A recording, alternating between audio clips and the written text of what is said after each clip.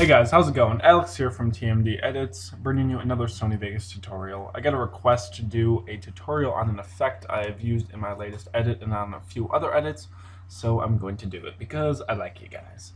So today I'm going to be covering the ghosting effect. It's a really cool effect. It's simple and yet complex at the same time. You can do a lot with it, with masking and, just changes with video FX, color correction, whatnot, flashes. But it's really easy to do. So I'm going to show you how to do it. First off, you're going to need a clip, obviously. I am using a 5-man on terminal. I'm going to turn the sound down for you guys. So this is a really nice clip. It's 5 kills. Very good clip for an edit, I would say. I'm probably going to use it soon. So what you're going to do, you're going to look at your clip. Obviously, first you have to know how many kills you're getting because you want to know how many ghosting effects you're doing. Basically, we want to mark the start of each kill. So every time you shoot, you want to mark it with the M key. So you're just going along your track, marking each shot. I know where it is because of the audio spikes. That's the easiest way to look for it. See, it's like nothing, and then you got a spike. That's obviously where a shot is. Some are harder to gauge, like this one is a little awkward. There you go. So we have our 5 shots marked, and what you're going to want to do after the last one, you're going to want to do a marker with about the same length, I would say, no matter what happens after. So now we have 5 separate sections. So before we can apply the ghosting effect, we need to do something. First of all, we need to click D multiple times on our keyboard until we get this square elliptical. You want to highlight your clip and click Control U. Control U takes the audio off of the video. It separates it. So now, oh, I didn't do it. Why didn't I do it? There it is. So this takes the audio off the video so I can move whatever I want freely without having to duplicate the audio. Because I just want to duplicate the video. So we're going to make a new video track, and this is staying above our original track. Our original track is staying on source alpha for the compositing mode. Now the top track, however, is going to be add. You have to switch it to add because this will make the light ghosting effect. Otherwise it will stay as a source alpha clip and will just look stupid. So what we're going to do, we're going to split our clip at each marker. So that makes each shot separate in its own little section. And what we're going to want to do after that, either you can individually copy paste Control C, Control V onto the top track. But what I like to do, I like to go back to that elliptical, click Control C, Control V at the first marker, and it copies all of them. It's a lot faster than doing it one by one. So now, as you can see with the add track, it's a lot brighter. I have it on draft, not best, so this doesn't lag at all, because that happens sometimes. So now what we're going to do to apply the ghosting effect, you want to go to your first clip on the add track, and we're going to go to the event pan crop. Now, there's 2 ways of doing this ghosting effect. There's a long ghosting effect and a short ghosting effect.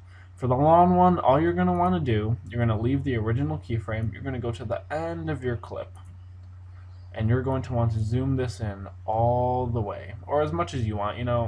You can go whatever, but to get the best results, you want to go in all the way without it being reversed. So see how it's coming out? Yeah, you just want it to go all the way in. About there is fine. And what I like to do just to make it even, go to this keyframe, hit Control C. So now you have this keyframe for every single clip. You can just copy it in, and the keyframing is the same. So the ghosting effect will look very similar because the keyframe is the same length. So now we have our clips keyframed from normal to the zoom in. But as you can see, it kind of stays in your clip, and it looks really, it doesn't look bad, but it's a lot going on. It's kind of freaky. Maybe if you want to make like a trance edit, trip on acid, I don't know. But to make this a lot easier and to make it look better, you go to fade offset on the right top of each section. You fade it to the left. So now your add clip will fade out and the ghosting effect will disappear eventually. This makes it look a lot nicer. But there's another problem here. With this shot, the intervention is a very fast gun, and this ghost is way too long for me. Now, some people may like the longer ghosting effect, but I personally do not. So what I do, you got to look for the shot itself and listen. Where do you hear the reload? For me, it's right about here where the shot ends and the reload starts. So what I'm going to do, I'm going to split the add clip, delete the excess, and I'm going to go back to the event pan crop. And now since I deleted the excess clip, this will be only to what it was set for that particular time in the keyframe. So we're going to have to zoom it in again. Now, like I said, you won't have this problem of resetting the keyframe because you'll know what you're doing. I'm just doing this to show you guys how to do the long and the short version. And just like before, fade offset, zoom it to the left. So now we have a really short ghost, and it looks really cool. And that's the effect I used in my last edit. So you would just do the same thing for each one. So again, you find the reload, you keyframe it all the way in and fade it out. So you do this for every shot. Again, I'm just doing this off of looking at the audio spikes. This isn't, being careful. In an edit, I would do this a lot slower and take my time on it, but that's okay. And like I said before, for the keyframes, you can copy and paste, but I'm just going to do it manually because I want to. So now that we have all of our clips set with the ghosting effect, again, the last one's a little bit longer, but whatever. So you have your ghost 1, 2, 3, 4, 5. Now, you can mess around with this, obviously, because you can change it up. When I do my ghosting effect, my original clip is going to have color correction on it, and my ghost does not have color correction.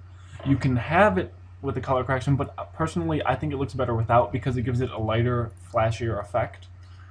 You can mess with the brightness and contrast. You can make it a lot brighter if you want. Personally, I think that looks really ugly. But if someone wants to do a flash on a dark color correction, that's really cool. You can invert it, so the ghost will be an inverted shot, which looks pretty cool. Like I said, you just gotta mess around with this effect. Check out different color corrections, brightness, contrast, midtones, whatever you want to do. You can change it up to make really cool ghost flashes. It's a really easy effect, a lot of complexity to it. So that's how you do it. There isn't much else to it that I'm trying to think of. I mean, you can put glows, glints, blurs on it too. I've done before. You can just do a lot. Just mess around with it, see what you like.